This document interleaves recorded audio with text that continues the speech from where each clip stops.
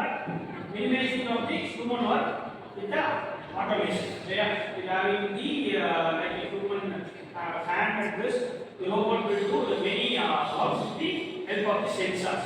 Okay, on the mechanical and manufacturing and production, we have more processes to use this industrial robotics. We are going to discuss the topic on today's session is robot autonomy, the robot control system, industrial robot applications, and the robot program. Robot autonomy is nothing but how the robot will be framed for a particular work or application. So, industrial robot can be defined as the programmable machine processing certain and characteristics like hazardous work, where we have a complex and the hazardous work environment, we use the robot instead of the human.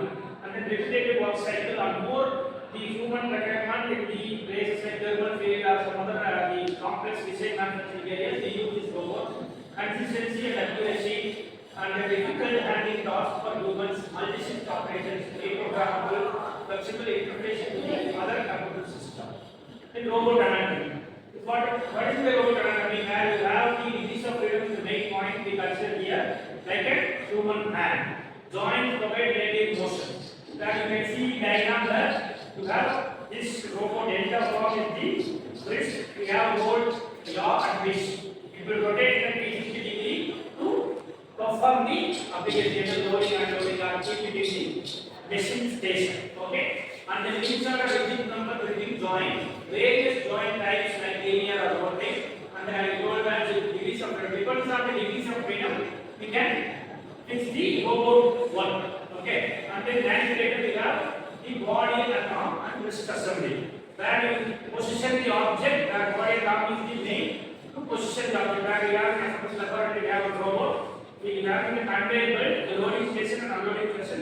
The robot will pick the material from the loading station in the case of the conveyor belt and keep it in the CNC. We have to do the loading and the milling to calculate in that CAM machine stuff at the laboratory. Have you seen that processing? I think you have seen many times in that laboratory. That is called the robot body arm and wrist assembly. Where the two types of main the management joints and translation motion and rotating motion. We will have two types of translation motions, the linear joint and the joint. And then rotating motion, three types, rotational, twisting and revolving. Joint rotation, we can call it as L, R, O, T, B. These are some of the notifications in the programming languages we give with robot anatomy. Like this is molar coordinate, the body of assembly. Now you can see the diagram that it will rotate in a 360 degree where the applications of the robot to be done. Okay. And then cylindrical body and arm rotations. And then Cartesian coordinate the body and arm. Jointed arm. Where this kind of robot will be seen in many of the industry, the manufacturing unit, to pick and place the workpiece from the inventory to the machines and the car. Okay. CADA robot. That is the major robot that we discussed in many places. The assembly area. Okay, CADA stands for Centrally Component Assembly Robot. Where in the car manufacturing area unit, we use this CADA robot for fixing all the assembly components to a single component. Okay. And then this configuration I already told that hold, yaw, pitch.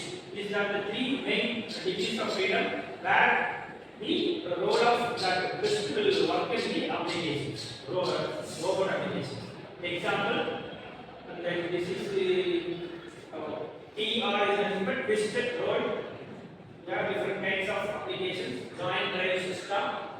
We have 2, 3 joint drive systems. We can connect the robot with all these three: electrical and then hydraulic and pneumatic. Where we need all these three systems to operate the robots. Yeah. In the household operating system, we are using the cleaning robot with the help of the electrical current power. And also the joystick, we can operate with the manufacturing like DCD ball or the pneumatic, we use these pneumatics. In sensors, we use some joint drive system. Robot control system, as like the central processing unit in the CPU and basic processing unit in the machine. We use here as an RCS, robot control system, is the main constituency in the robotic applications. Our purpose is for eliminate sequence control, data with point-to-point control. robot